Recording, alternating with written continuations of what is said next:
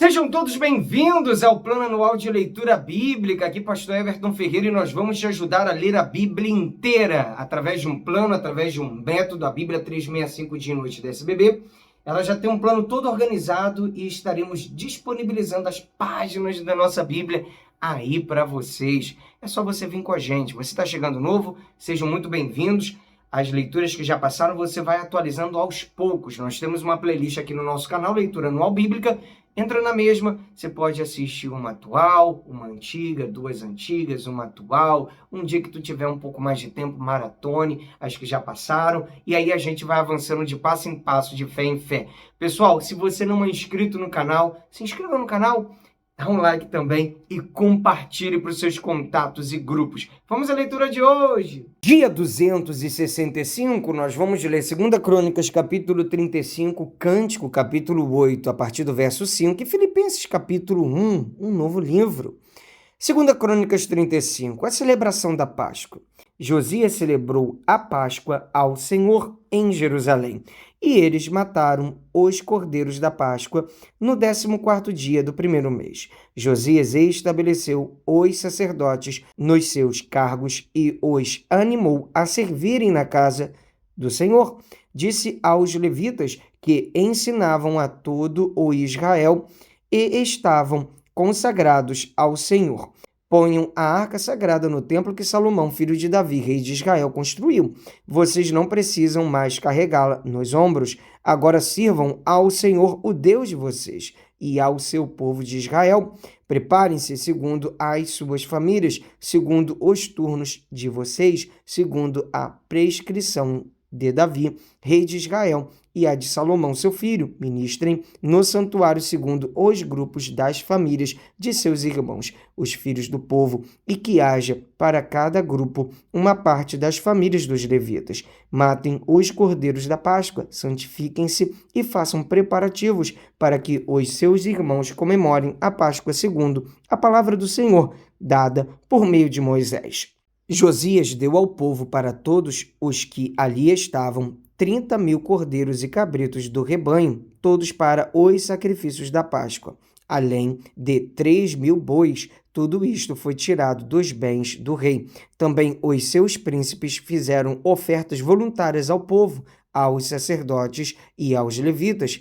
Ilquias, Zacarias e Jeiel, chefes da casa de Deus, deram aos sacerdotes para os sacrifícios da Páscoa 2.600 cordeiros e cabritos e 300 bois. Conanias, os seus irmãos Semaías e Natanael, e também Asabias, Jeiel e Josabade, chefes dos levitas, apresentaram aos levitas para os sacrifícios da Páscoa 5.000 cordeiros e cabritos e 500 bois. Assim se preparou o serviço e os sacerdotes se puseram nos seus lugares com os levitas pelos seus turnos, segundo a ordem do rei.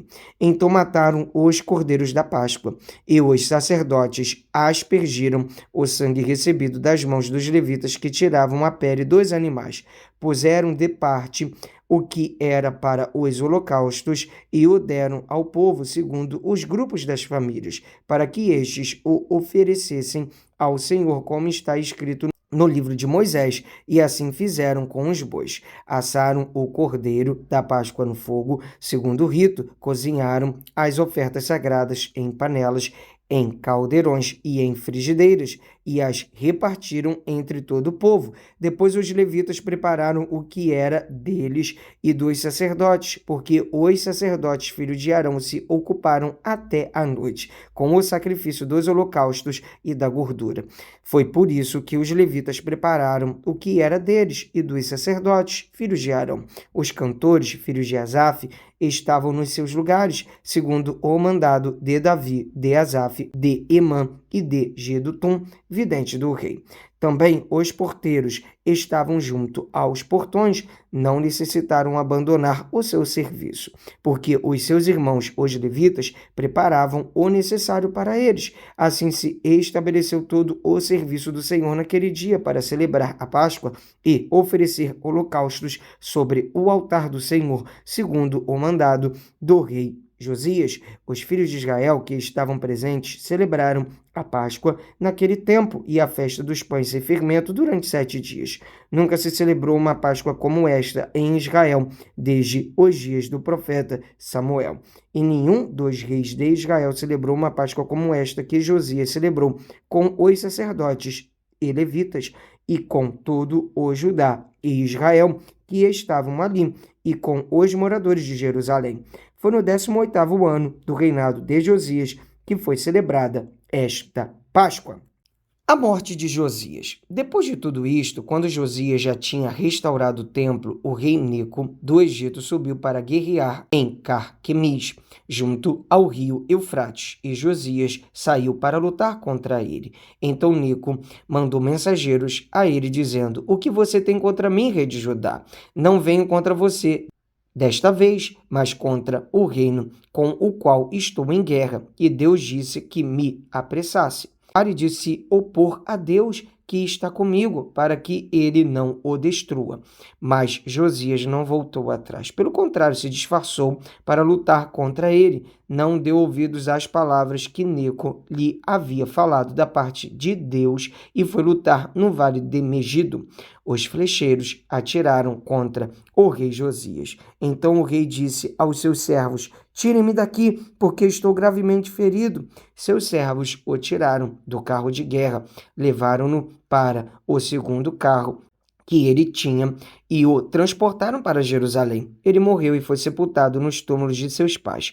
Todo o Judá e Jerusalém prantearam Josias. Jeremias compôs uma lamentação sobre Josias, e até o dia de hoje todos os cantores e cantoras, nas suas lamentações, se têm referido a Josias.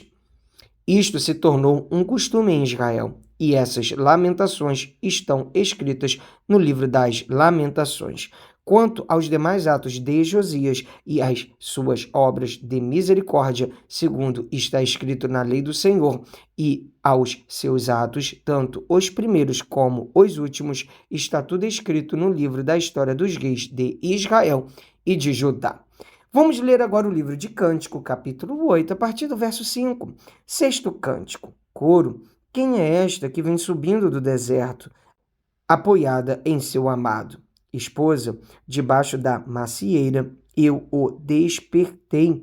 Ali a sua mãe teve dores de parto, ali esteve com dores aquela que o deu à luz. Ponha-me como selo sobre o seu coração, como selo sobre o seu braço, porque o amor é tão forte como a morte, e o ciúme é tão duro como a sepultura. As suas chamas são chamas de fogo, são labaredas enormes. As muitas águas não poderiam apagar o amor, nem os rios afogá-lo.